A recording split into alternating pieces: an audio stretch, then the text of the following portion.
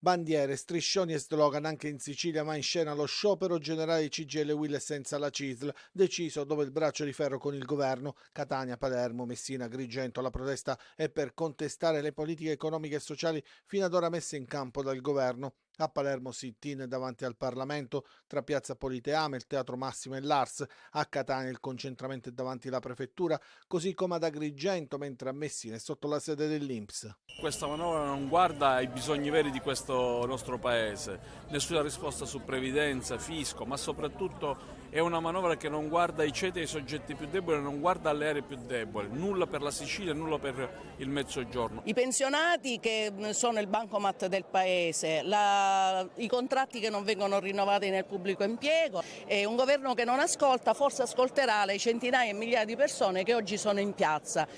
Dalla sanità alla scuola, all'università, alle poste, i lavoratori chiedono misure per combattere il caro vita che dimezza gli stipendi. A fine mese ci arriva stringendo i denti e cercando di eliminare non le spese superflue, ma di mantenere solo, diciamo, il minimo, quello indispensabile per sopravvivere. Siamo in tantissimi, saremo in tantissimi anche il 20 a Siracusa, siamo stanchi di questo governo, stanchi di questa manovra.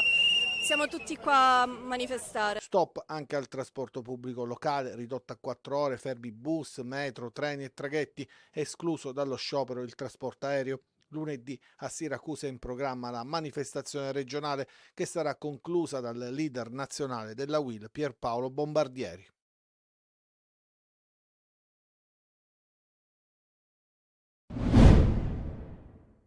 Si gonfia la vicenda del bambino conteso a Ragusa. Il piccolo, abbandonato nel 2020 a pochi giorni dalla nascita, è stato affidato a una famiglia con la quale vive da 3 anni e che per il suo bene si è trasferita fuori dalla Sicilia. La madre naturale, che lo ha riconosciuto solo nel 2021, adesso vuole riaverlo con sé. La legge oggi dà ragione proprio alla madre naturale per un vizio di forma riscontrato anche in Cassazione, sollevato dall'avvocato della donna. Il Tribunale dei minorenni di Catania avrebbe commesso un errore. Avrebbe dovuto garantire ai genitori naturali il diritto di ravvedimento. Il rientro del bambino è stato fissato per il 28 dicembre prossimo. In queste ore sono circolate notizie infondate sul fatto che il piccolo Miele si troverebbe in una località protetta al nord Italia, affidato ad un'equipe specializzata di operatori sociali. La madre affidataria, da noi contattata, ha smentito con forza queste notizie infondate. Il bambino è a casa e sta dormendo nel suo lettino, ci ha risposto. Adesso si ipotizza che dietro le indiscrezioni possa nascondersi qualche manina interessata. È un bambino negato dalla madre, nel corpo della madre, in un secondo momento addirittura il pensiero di abortirlo, e quindi sono tutti messaggi che a livello neurobiochimico sono scambiati tra questa madre, inconsapevole fino al 5° mese, lei dice, poi intenzionata ad abortire, ma non potendolo fare più perché erano 5 mesi, poi immediatamente dopo che è nato, intenzionata a darlo per liberarsene.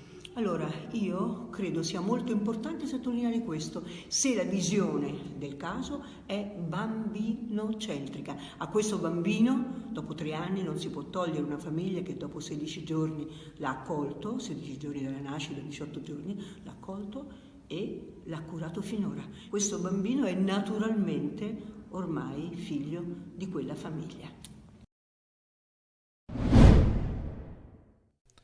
Una donna distrutta, che da un lato si chiude a riccio nel tentativo di tutelare l'incolumità di suo figlio, dall'altro vorrebbe combattere con tutte le armi che ha per salvare il benessere del piccolo e della sua famiglia.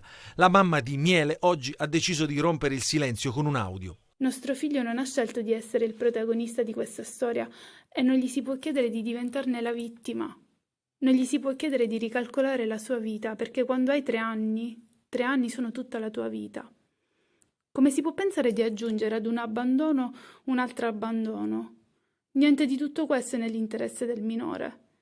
Se nessuno in questa nazione riesce a mettersi nei panni di un bambino, se nessuno riesce a tutelarlo, se prevale un sistema adultocentrico a danno di un minore, allora significa che l'Italia ha fallito. Per difendere il bambino e la coppia di genitori affidatari che lo ha fin qui accudito è stata lanciata anche una petizione sulla piattaforma Change.org che ha raggiunto quasi 28.000 adesioni. Se non dovesse cambiare nulla, il 28 dicembre, un bambino sarà spedito forzatamente da una parte all'altra d'Italia, come se fosse un pacco postale. Lasciatemi adottare dai miei 2 papà, mi hanno insegnato la vita. È la lettera che una 17enne scrive al giudice minorile, mettendo nero su bianco tutti i diritti che la giustizia le nega. Aveva appena 12 anni quando è entrata in una comunità per minori, un passato difficile e la voglia di appartenere a qualcuno, fino a quando nella sua vita sono arrivati Marcello e Gianluca, una giovane coppia di ballerini del Teatro Massimo di Palermo. Grazie a loro ha ritrovato la serenità. Sta cominciando a conoscere anche il mondo, sta cominciando a dedicarsi anche ai suoi hobby, sta continuando a studiare e chiaramente anche con qualche aiuto in più, perché chiaramente si cerca e cerchiamo di offrire tutte le opportunità che possiamo avere. La 17enne attende l'esito della sentenza da luglio. La coppia infatti è stata ritenuta idonea all'affidamento del tribunale dai servizi sociali, ma manca l'ultimo atto. La firma al decreto che affidi legalmente la ragazza ai due. I tanti minori che ancora rimangono in casa famiglia, più si avvicinano alla maggiore età, più cominciano a perdere quella speranza che gli potrebbe consentire di avere una famiglia. La richiesta di aiuto è stata raccolta dalla presidente del Tribunale dei minori Flora Randazzo, che nega l'esistenza di discriminazioni nei confronti delle coppie omogenitoriali, ma solo una questione burocratica. È chiaro che il tarlo si insinua ogni tanto nella mente, che possa essere anche un problema più sociale e politico. Sì. La giovane compirà 18 anni a gennaio e allora il decreto non sarà più necessario, ma per lei ogni mese è prezioso e da vivere con Marcello e Gianluca, che sente essere i suoi genitori. Minacce, aggressioni verbali e fisiche, addirittura 3 autisti mandati in ospedale in meno di un mese. Tra le tante emergenze di Catania emergono gli episodi di ordinaria follia ai danni del personale AMTS. Poca voglia di parlare e tanta paura per gli autisti. Per loro guidare un autobus a Librino, Nesima o in pieno centro equivale ad andare in trincea e a combattere. Siamo al tiro al bersaglio e non ci sentiamo al sicuro. Questa è la frase di molti autisti, detta sottovoce e comunque lontana da microfoni e telecamere, su disposizione dell'azienda trasporti. Prende atto della situazione invece il dirigente dell'area produzione di AMTS, Salvatore Capri, che sollecita controlli ed una maggiore presenza delle forze dell'ordine. Siamo esposti a questo tipo di situazioni. Noi cerchiamo di combatterle non direttamente in realtà, però attuando un servizio anti-evasione anche con l'ausilio di personale di vigilanza esterno, però è chiaro che con le nostre risorse non riusciamo a coprire né tutte le linee né tutta la città. 3 episodi in 29 giorni, l'ultimo innescato ad un extracomunitario che ha preso a pugni l'autista del 538 perché si era rifiutato di farlo scendere fuori fermata. Cos'altro deve ancora accadere al personale dei servizi di linea AMT prima che siano applicate le giuste misure di tutela della sicurezza? Questa l'amara riflessione dei sindacati, mentre da più parti arrivano attestati di solidarietà che da sola però non basta per rassicurare il personale AMTS.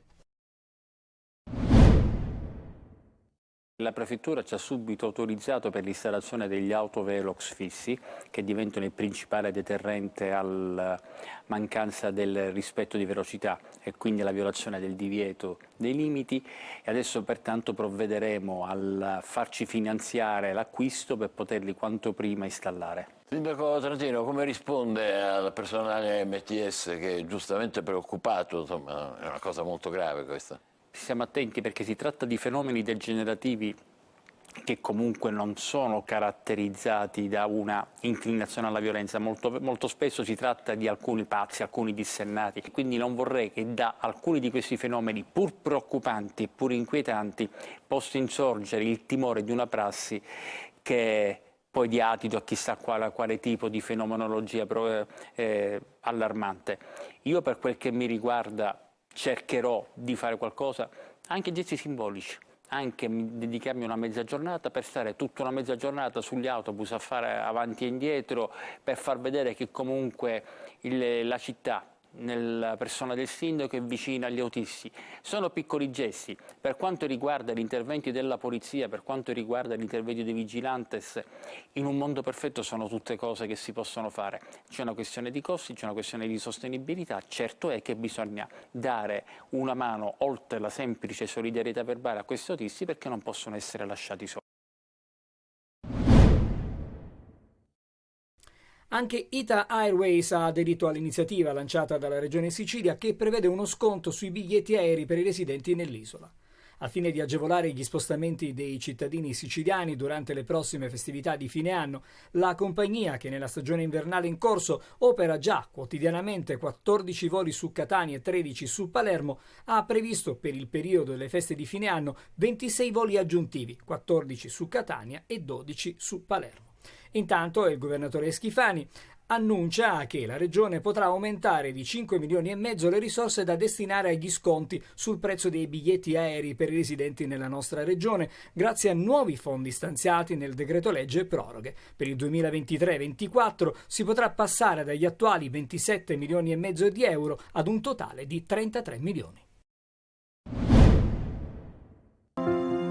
Ciao, sono Flavio, un saluto da Roma, un saluto a tutti i bambini lì nel reparto dell'ospedale a Taormina, dove ho conosciuto il professor Agati, tutto il suo straordinario staff, la sua squadra, tutti davvero, siamo tutte le famiglie, insomma, tutti. Anche Flavio Insinna si aggiunge al coro dei personaggi del mondo dello spettacolo che chiedono di salvare il centro di cardiochirurgia pediatrica di Taormina.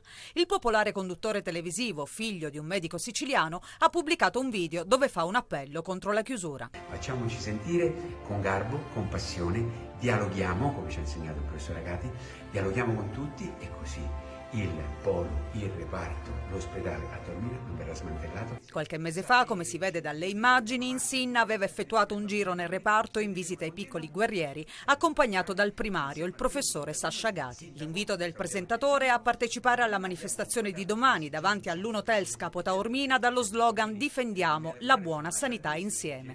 I genitori dei piccoli pazienti, che saranno ricevuti dal presidente della Regione Schifani, assieme a cittadini, associazioni e personale sanitario, ancora una volta grideranno il loro no alla chiusura del centro, fiore all'occhiello della sanità siciliana. Bisogna mantenere aperto il reparto, questa è la frase, bisogna mantenere aperto il reparto, che rappresenta un punto di riferimento per tutta l'area orientale della Sicilia, ma anche per la vicina Calabria, perché arrivano anche le bambine della Calabria, ma anche dall'estero, lo sappiamo. Guardate, sta qua, se non mi credete, andate a cercare Renato Schifani.